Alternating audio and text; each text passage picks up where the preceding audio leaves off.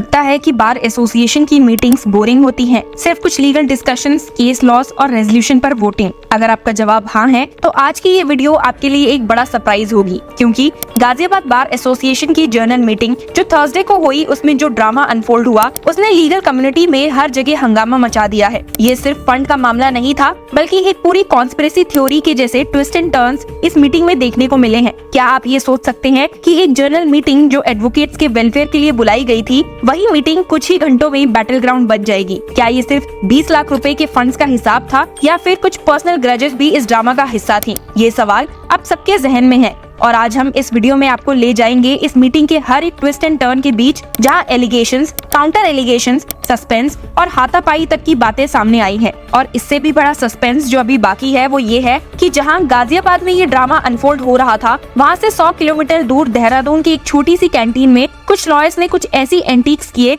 जो कोर्टरूम से बाहर निकलकर सिर्फ देहरादून ही नहीं बल्कि पूरी लीगल फ्रेटर्निटी में एक शॉक वेव की तरह फैल गया। तो क्या ये दोनों इंसिडेंट्स एक दूसरे से जुड़े हुए हैं? क्या ये एक कोइंसिडेंस है, या फिर इंडियन लीगल सिस्टम के अंदर एक और बड़ी कंट्रोवर्सी उभर रही है? रुकिए, सिर्फ ये शुरुआत है। आगे बढ़ने से पहले अपनी सीट बेल्ट बांध लीजिए, क्योंकि आज हम आपको ले जाने वाले हैं एक ऐसी जर्नी पर जहां लीगल एथिक्स से लेकर कोर्टरूम ड्रामा तक सब कुछ मिलेगा, with a twist of Bollywood style suspense. Bar association की जर्नल मीटिंग जो एक नॉर्मल सा अफेयर होता है, इस दफा एक हाई वोल्टेज ड्रामा में बदल गया। गाजियाबाद बार एसोसिएशन के हॉल में जो हुआ वो किसी मसाला बॉलीवुड मूवी से कम नहीं था। कोरोना फंड्स, 2 लीडर्स का टकराव एंड देन बातों से मारपीट तक पहुंचने वाली बात, ये सब कुछ बस एक ही दिन में। तो सब कुछ शुरू हुआ जब बार एसोसिएशन के प्रेसिडेंट दीपक शर्मा ने एक जर्नल मीटिंग बुलाई, जिसमें कई मामले उठाए गए। लेकिन असली ट्विस्ट तब आया जब कोरोना से अफेक्टेड एडवोकेट्स के लिए जो बार काउंसिल ने 20 लाख रुपए दिए थे, उसका हिसाब किताब मांगने पर माहौल गर्म हो गया। फॉर्मर प्रेसिडेंट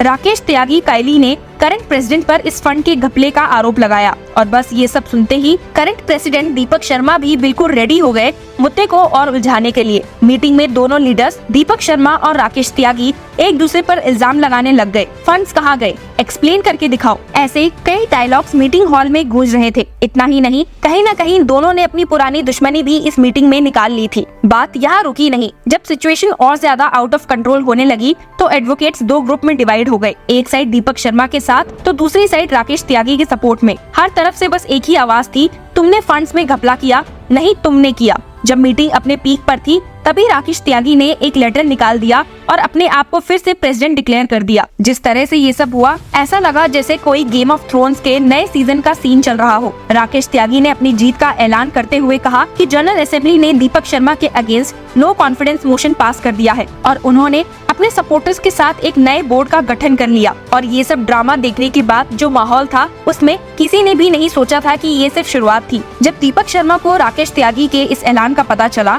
तो उन्होंने भी तुरंत रिएक्ट किया और एक लेटर जारी कर दिया, जिसमें बताया कि राकेश त्यागी और उनके 4 सपोर्टर्स को बार एसोसिएशन से सस्पेंड कर दिया गया है। उन्होंने ये भी कहा कि राकेश त्यागी का ये ऐलान झूठा है और बार एसोसिएशन की गरिमा को बिगाड़ रहा है। और बस इस लेटर के जारी होते ही ये मीटिंग एक पूरी पॉलिटिकल धरना जैसे लगने लगी, जहाँ सिर्फ शब्दों के झगड़े हो रहे थे। गाजियाबाद का ये तमाशा अभी खत्म नहीं हुआ था कि देहरादून में कुछ और गर्मा गर्मी होने लगी। उत्तराखंड रेवेन्यू काउंसिल के एक सेशन के बाद सीनियर एडवोकेट और उनके कुछ कलीग्स कैंटीन में गए थे थोड़ा सा रिफ्रेश होने के लिए, लेकिन वहाँ तो कुछ और ही होने वाला था। एक एडवोकेट जो लक्सर से आए थे ने सीनियर एडवोकेट को टारगेट करना शुरू कर दिया। अब कोई समझ नहीं पाया कि ये कैंटीन में डिस्कशन के दौरान इतनी एग्रेशन क्यों थी, लेकिन जब बात हाथ से निकलने लगी तो एक फाइट ही शुरू हो गई। पंचेस, किक्स और मारधाड़ सब कुछ वहाँ देखने को मिला। कुछ लोगों ने तो ये भी कहा कि लश्कर के एडवोकेट ने सीनियर एडवोकेट को किडनैप करने तक की कोशिश की थी। ये सब देखकर देहरादून की लीगल कम्युनिटी ने अपना काम बंद कर दिया और विक्टिम एडवोकेट के लिए सॉलिडारिटी दिखाई।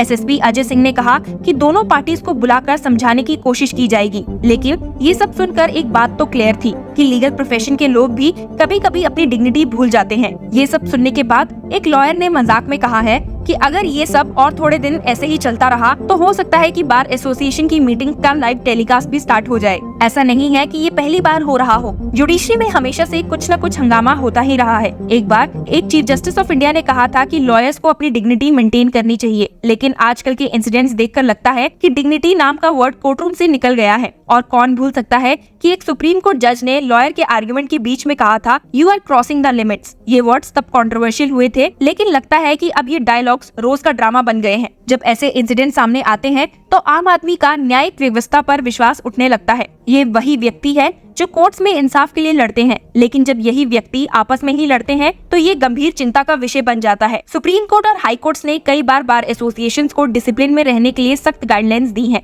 लेकिन फिर भी ऐसे इंसिडेंट्स होते रहते हैं। क्या ये आगे जाकर जुडिशरी के फाउंडेशन को हिलाने का कारण बन सकता है? ऐसे केसेस नए नहीं हैं। याद कीजिए 2019 का विकास दुबे केस, जहां कानपुर बार एसोसिएशन में काफी बड़ी टेंशन हुई थी। उस वक्त भी पर्सनल ग्रजेस ने बार एसोसिएशन की फंक्शनिंग को अफेक्ट किया था। उस केस में कुछ एडवोकेट्स ने जुडिशियल एथिक्स को ध्यान में न रखते हुए अपने पर्सनल एजेंडा को आगे बढ़ाने की कोशिश की थी। और अब ये गाजियाबाद और देहरादून का केस जो ये दिखाता है कि इंडियन लीगल फ्रेटर्निटी में ऐसी घटनाएं समस्या के रूट में है। सुप्रीम कोर्ट के पहले ही कुछ जजमेंट्स भी ऐसे केसेस को हाईलाइट करते हैं जहां बार एसोसिएशन में एथिकल स्टैंडर्ड्स के वायलेशन पर कोर्ट ने स्ट्रिक्ट एक्शन लिया था। जस्टिस JS वर्मा का एक फेमस रिमार्क था, the integrity of the bar is the foundation of the judiciary. Any compromise on this front shakes the very edifice of the justice. Bar associations में राजनीति का घुसना एक अलार्मिंग ट्रेंड बन गया है। ये राजनीति सिर्फ इलेक्शन तक सीमित नहीं है, बल्कि अब तो हर डिसीजन मेकिंग प्रोसेस में इसके प्रभाव देखने लगे हैं। इलेक्शन के दौरान जो दोस्ती दुश्मनी बनती है,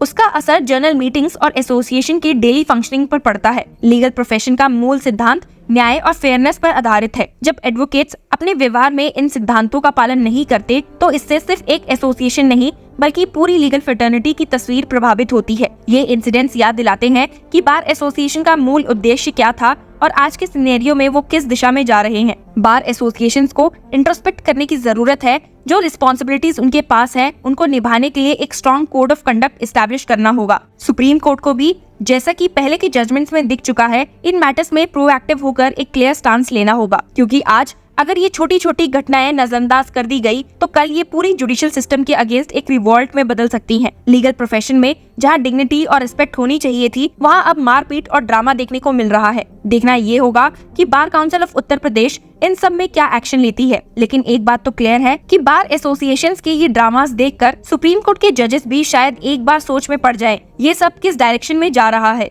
आपका इस खबर को सुनकर क्या रिएक्शन है? Share with us in the comment section and keep following law chakra for more such legal news and update.